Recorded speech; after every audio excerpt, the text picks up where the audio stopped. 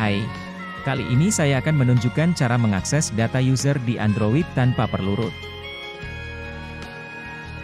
Pertama, persiapkan aplikasi yang akan kita lihat isi data usernya, lalu aplikasi MT Manager dan App Cloner.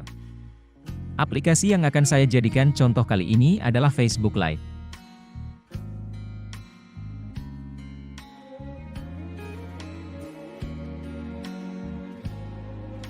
Sebelum itu saya akan menunjukkan kalau folder data user tidak bisa diakses. Cara mengeceknya adalah dengan membuka MT Manager, tekan garis 3 di pojok kiri atas, lalu pilih Ekstrak APK, dan pilih aplikasi yang akan diakses data usernya. Setelah muncul seperti ini, tekan pada data user, atau data-data yang tertulis pada data directory 1. Seperti yang kita lihat, bagian sebelah kiri tidak ada file maupun folder yang terlihat.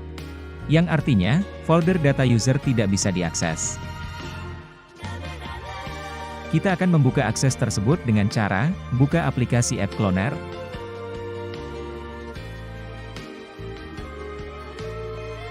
Lalu pilih aplikasinya. Dan pada bagian clone number yang ada di sini, pilih Replace Original App, lalu tekan OK.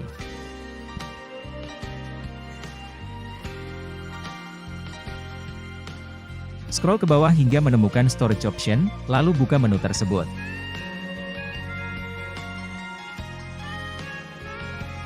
Scroll ke bawah hingga menemukan Accessible Data Directory, pilih opsi itu lalu mulai clone aplikasinya.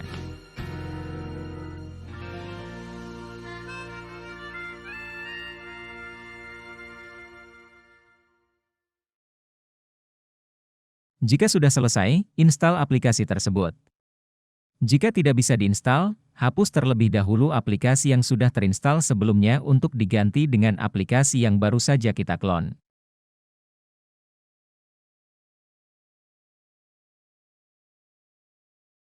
Jika sudah terinstall, kalian bisa cek di MT Manager dengan cara yang sama seperti yang saya tunjukkan sebelumnya. Dan hasilnya folder maupun file yang ada di dalam data user akan muncul.